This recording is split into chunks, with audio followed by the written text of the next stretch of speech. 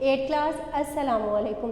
बेटा आज हम लोगों का लेक्चर नंबर 3 है, बाब नंबर 5, पेज नंबर 46, जोग्राफिया बड़े माहौलियाती मसाइल।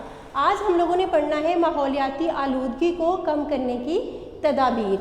इससे पहले हम लोग आलूदगी और आलूदगी की इकसाम को पढ़ चुके हैं।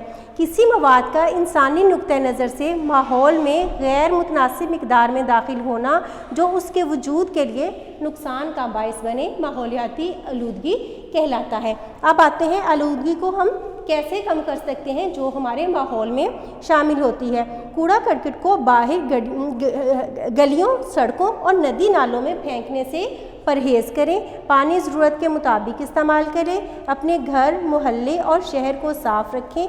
काबिल इस्तेमाल चीज़ों को कूड़े में मत फेंकें। कूड़े को आग हिफाजती इक़दामात के बगैर मत लगाएं।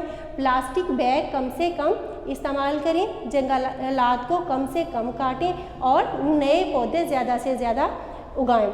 अब आता है अहम नुकात की तरफ, ठीक है।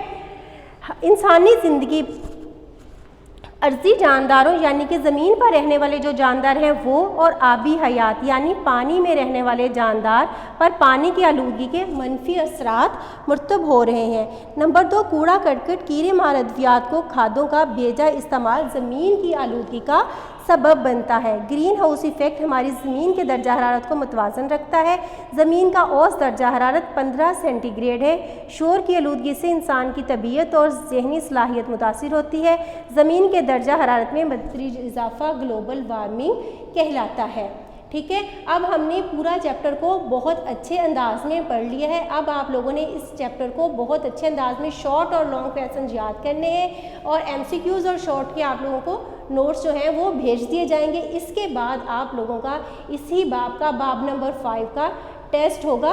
टेस्ट आप लोगों को व्हाट्सएप कर दिया जाएगा, लेकिन टेस्ट से पहले पूरा चैप्टर आप लोगों ने बहुत अच्छे अंदाज में याद करना है। अपना ख्याल रखिएगा। अल्लाह हाफ़िज़।